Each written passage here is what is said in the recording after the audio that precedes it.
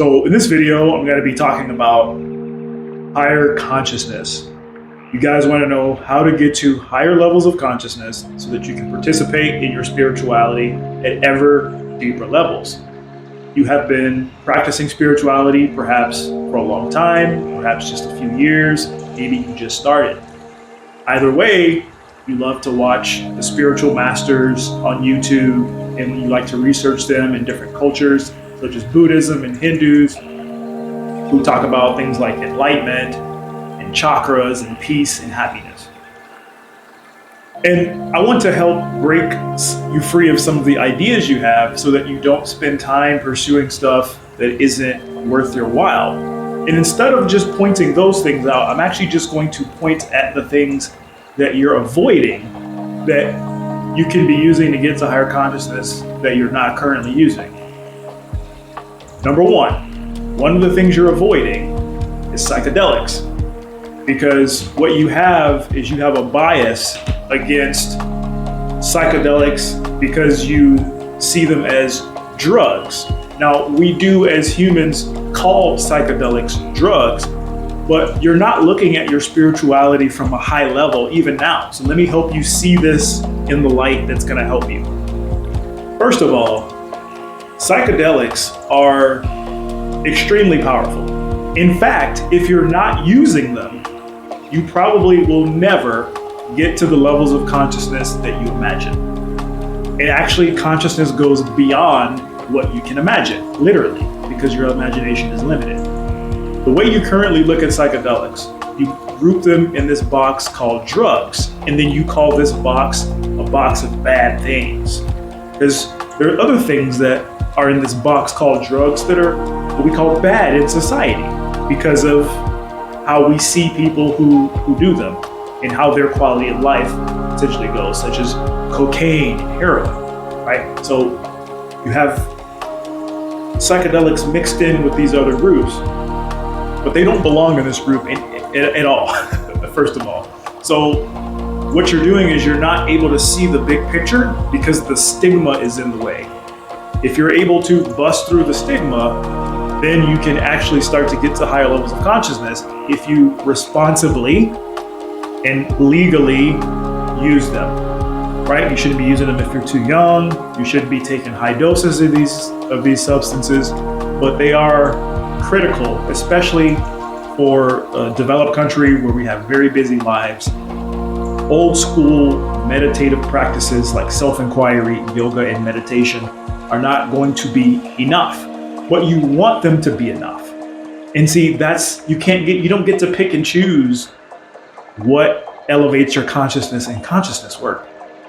When we talk about spirituality, we're talking about truth. We're after absolute truth. Truth is that which is. We're talking about what is the case, not what you want the case to be. I wouldn't be telling you this if it were not true. There are substances out there that will increase your consciousness so profoundly and so rapidly that the moment that it happens, you won't even believe the difference between what you can accomplish in a meditative practice versus what you can accomplish if you also use psychedelics. It's not even close. A simple meditative state on magic mushrooms, for example, will yield multiple orders of magnitude better beingness, better presence than 20 hours of meditation can do. And it's quite amazing. And it's actually quite shocking to see it when it happens, to actually feel it for yourself. If you weren't already sitting down, it would knock you on your ass. How profound and how quick and how smooth the process is. So don't fear these substances, respect these substances, don't abuse these substances, and take responsibility for it. I'm not giving you a license to go and start, I'm not giving you license to go and use these substances and start making purchases illegally and doing things like that. Number two, higher consciousness is not going to come if you refuse to sit down and be bored. The problem is that your mind is actually tricking you into seeking out And I'm not saying these things don't help. These things are supposed to be supplements, but your mind is tricking you into seeking out a whole bunch of different guided meditations. And I'm going to talk about my own guided meditation eventually. It wants you to seek out a whole bunch of spiritual concepts. You want to read book after book. You want to go read Rupert Spira's book. You want to go read, some Indian monk's book. And you just keep doing this. And you'll have read 20, 30 books. And you won't be getting any closer to enlightenment, and you're going to be getting frustrated on this spiritual path. And as a person that's had 5 Kensho experiences, 5 genuine enlightenment experiences, both with and without psychedelics, for those of you that are already judging me a little bit, I'm telling you that what it's really going to require is for you to stop avoiding boredom. If you can't accept the mundanity, if you can't accept boredom, if you can't accept confusion and frustration, it's going to be virtually impossible for you to reach higher consciousness. Higher consciousness requires stillness, silence, surrender, and symmetry. It doesn't require any fancy lotus position. It requires you sitting on your couch. It requires you to focus on the feeling of being, the feeling of I am. It requires you to be still. It requires you to stop distracting yourself. It's not about finding the perfect binaural beat. It's not even about finding the perfect psychedelic, because like I said, mentioned earlier, the psychedelics are important, but notice I didn't say that that's the be all end all. You can't just use them and then okay, I guess I'm done. No, you want spirituality to work in your entire life, which means you're going to have to stop avoiding boredom, and you're going to have to start to be more conscious during different moments in your life, such as when you're having a bad day, when you're really angry, when you're really afraid, when you're really courageous. You need to be mindful 24/7, which brings me to point number 3, which is being mindful 24/7.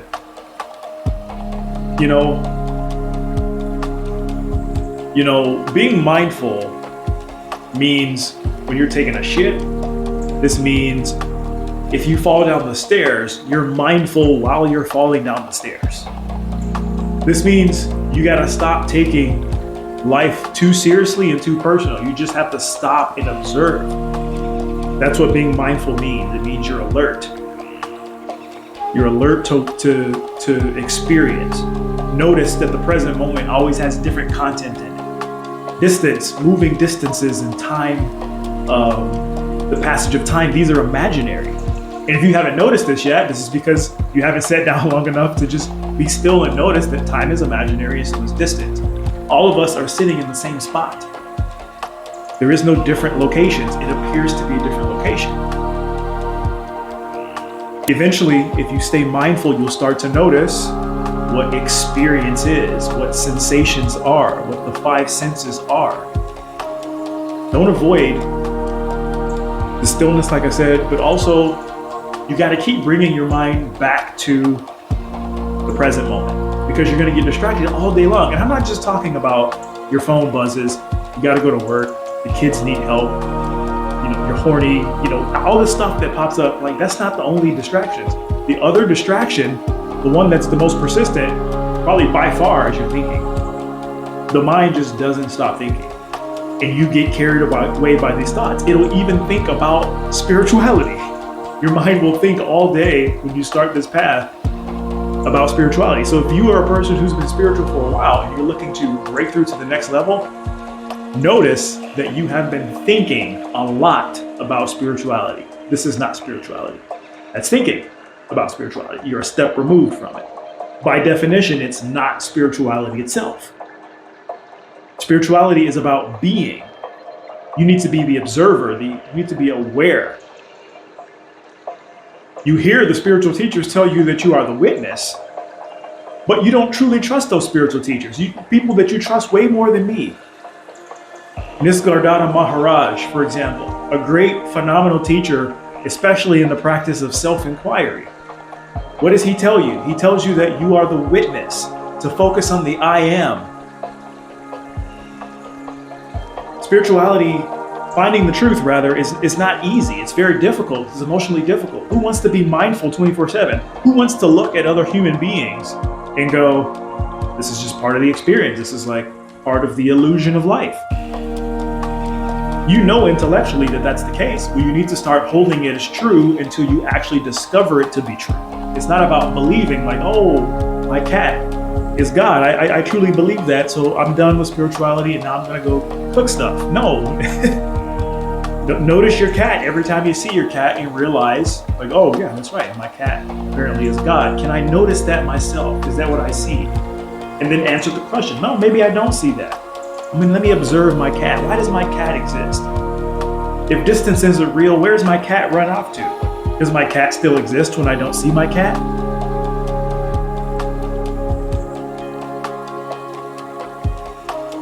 Number 4, higher consciousness is going to also require that you remember that the thinking mind isn't the only thing in your awareness, but the feeling body is also in your awareness. We a lot of times forget that we have a body. And even though I've had 5 enlightenment experiences, the journey still continues for me. I'm now studying even deeper. I'm studying Peter Ralston a little bit on the body side of things, just becoming more aware of my body, how to move more gracefully. Why? Because I'm truly like trying to live spirituality. I've even decided to start living even more honestly in my personal life. Even if life is an illusion, it's like maybe I can get more aligned and kind of keep my mind on edge by being more honest, because the mind likes to lie and you like to lie and humans like to lie in general. And I don't mean big lies, I mean just little subtle omissions and lies and stuff like that. I'm talking about that what we call as humans that brutal honesty. So the body. Become aware of the body. This is where self-inquiry comes in at. If you're familiar with self-inquiry, one of the first things you should do,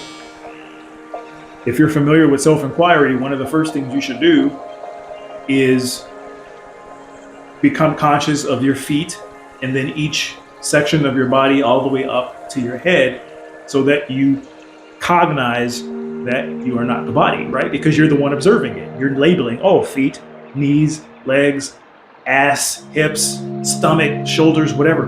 Like, oh, okay, well, I'm aware of those things, so I'm the thing that's aware of it, but I'm not the thing itself. Interesting. Oh, okay. Oh, and then I can like see my nose. So and it sort of feels like I'm behind the eyes, but that feeling is an assumption because I'm aware of even the feeling of me behind the eyes. So where am I? Right? This is what self-inquiry does. It helps you also to become aware of the body. And then last but not least, number 5, you need to drop into states of not knowing. Not knowing is extremely, extremely important. In March, I did a 7-day modified meditation retreat.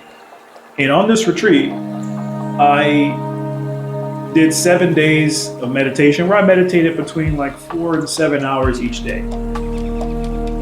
And one of the things that happened to me on this retreat was I became extremely frustrated. And when I become frustrated using meditation, it allows me to surrender more easily, because when you're angry, humans tend to want to give up. When you give up, your mind slips into not knowing, because even though I had already had at that time, I think 2 or 3 enlightenment experiences up to that point, I was seeking more because I was trying to get a broader understanding so that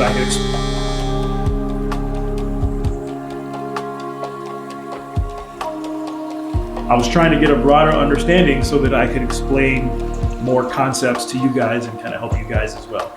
So with my modified meditation retreat, the frustration led me to slip into states of not knowing.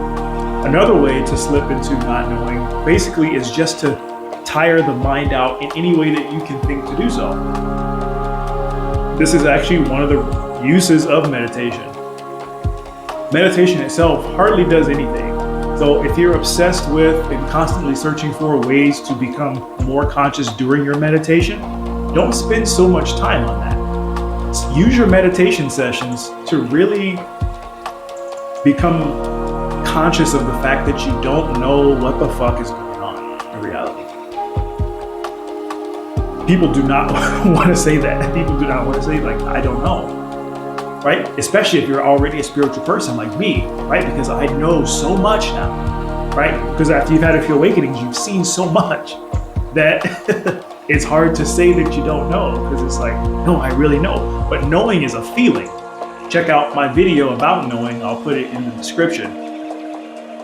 Knowing is just a feeling. And I'm not the only person who's discovered what knowing is. People like Peter Ralston, he's written the book, I believe, The Book of Not Knowing, where he talks about it.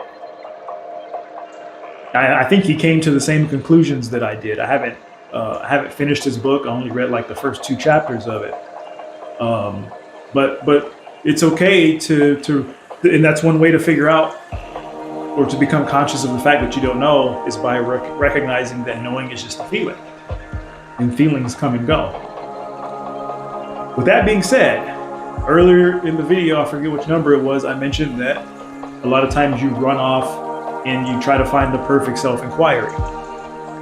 I have a self-inquiry, and I think you should listen to the self-inquiry. It's on my Patreon at patreon.com/brainwavesbrian. And the reason I'm recommending it, not because it's some special self-inquiry and it's for sure gonna enlighten you.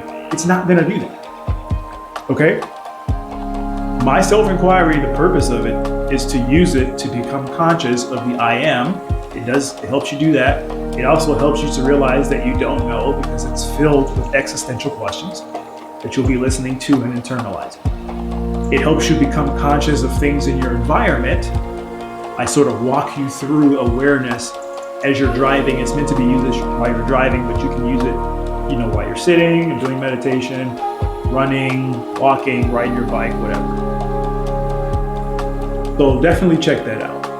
With that being said, in order to reach higher consciousness, try these 5 steps that I mentioned. If you try these 5 steps, you will move closer, closer, and closer to discovering what's true for yourself.